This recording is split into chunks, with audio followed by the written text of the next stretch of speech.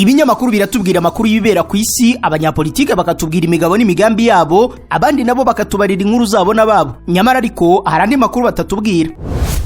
Ayo makuru na ya kampani Rubavu Buy and Sell Limited. Ngiyi kampani yizewe mu kugura no kugurisha ibibanza n'inzu mu buryo bwihuse. Ikorera mu burengerazuba bw'u Rwanda, by'umwihariko mu mujyi wa Rubavu ndetse no mu karere ka Musanze. Uretse kugura no kugurisha inzu, inabafasha kugura ibibanza no kubigurisha, ikanabafasha kubona apartment zo kubamo by'igihe gito cyangwa kirambye, ikanabafasha kuzamamaza. Ku bindi bisobanuro waduhamagara kuri 0782 42 43 82 cyangwa ukatwandikira ku mbuga nkoranyambaga zacu, hose twitwa Rubavu Real Estate. Rubavu Buy and Sell Limited, your trusted real estate partner.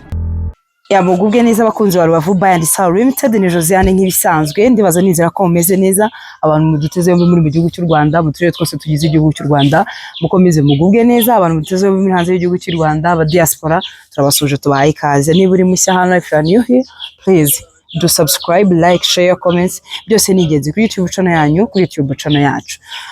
Twongeye kuba ikaze rero, kandi nanone hano turi Rubavu mu Murara, bazaniye ikibanza kirimo n'inzu. Ni inzu itari cyashya, wowe ushaka kugura ukaba wahubaka indi nzu y'inzozi zawe cyangwa se indi nzu nziza. Ni hafi y'umuhanda wa kaburimbo, ni heza cyane, ni nka metero 50 kugira ngo ugere ku muhanda. Ushaka kuhaguruka havugurura cyangwa se ukaba wanahari kukunguku, tukwatangira miliyoni 13. Duhamagare kuri iyo nimero ubona kuri screen yawe, cyangwa se utwandikire ku mbuga nkoranyambaga zose, haba kuri TikTok, Instagram, Facebook, LinkedIn, hose dukoresha Rubavu Real Estate.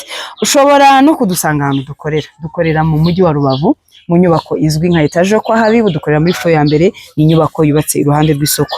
Rubavu Buy and Sell Limited, turizewe cyane mu kugura no kugurisha ibibanza n'amazu mu buryo bwiza, bwihuse kandi bwizewe. Tunabafasha kubigura no kubigurisha, tukabafasha kubona amapartement yo kubamo by'igihe gito cyangwa se by'igihe kirekire, tukabafasha no kuyamamaza. Muduhamagare cyangwa se mutwandikire.